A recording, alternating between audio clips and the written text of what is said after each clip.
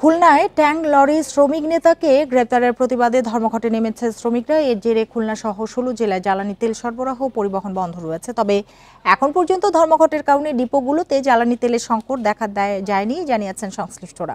এদিকে অভিযুক্ত শ্রমিক নেতা আলী আজমের জামিন নামঞ্জুর করেছে আদালত। ২৫০টিরও বেশি ডিজাইন অপশন নিয়ে ওয়ালটন স্মার্ট ফ্রিজ, বোঝে আপনার প্রয়োজন।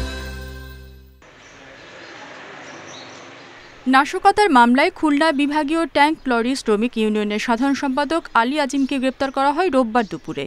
এরপরই বিক্ষোভে নামেন ট্যাঙ্ক লরি শ্রমিকরা। বন্ধ করে দেওয়া হয় পদ্মা, মেঘনা ও যমুনা ডিপো থেকে জ্বালানি তেল উত্তোলন ও পরিবহন। শ্রমিকদের দাবি, বিএনপি অফিসে ভাঙচুরের ঘটনার সাথে জড়িত না থাকার পরও শ্রমিক নেতাদের বিরুদ্ধে মিথ্যা মামলা দেওয়া হয়েছে। অবিলম্বে আলী আজিমকে মুক্তি দেওয়া সহ মামলা প্রত্যাহার না হলে আন্দোলন চালিয়ে যাওয়ার হুঁশিয়ারি শ্রমিক নেতাদের।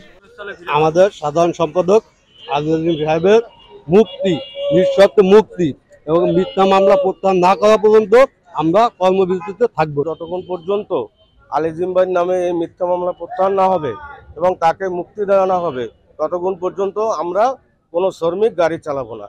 আমার নেতারা সিদ্ধান্ত নিয়েছি, আমরা অব্যাহত রাখবো এই কর্মসূচি। এই মামলা সম্পূর্ণ মামলা প্রত্যাহার না হবো। আর আমাদের কর্মসূচি যদি মালিকরাও চালাই দেয়, তাহলে আমরা শ্রমিক গাড়ি চালাবো না। এদিকে সংশ্লিষ্টরা জানিয়েছেন, জ্বালানি তেল উত্তোলন ও পরিবহন বন্ধ থাকলেও মঙ্গলবার দুপুর পর্যন্ত পাম্পগুলোতে সংকটের আশঙ্কা নেই। এখন পর্যন্ত কোনো সমস্যা হয় নাই, যেহেতু গতকাল আমরা তেল উত্তোলন করেছি, আমাদের মজুদ আছে। এইটা যদি আগামীকাল যদি কন্টিনিউ করে, তাহলে শেষ বিকাল নাগাদ আমাদের সংকট তৈরি হতে পারে। বিএনপি অফিসে ভাঙচুরের অভিযোগে খালিশপুর থানায় ২১ আগস্ট খুলনা বিভাগীয় ট্যাঙ্ক লরি শ্রমিক ইউনিয়নের কার্যকরী কমিটির ৪ সদস্য সহ ১২ জনের বিরুদ্ধে মামলা হয়। Independent news.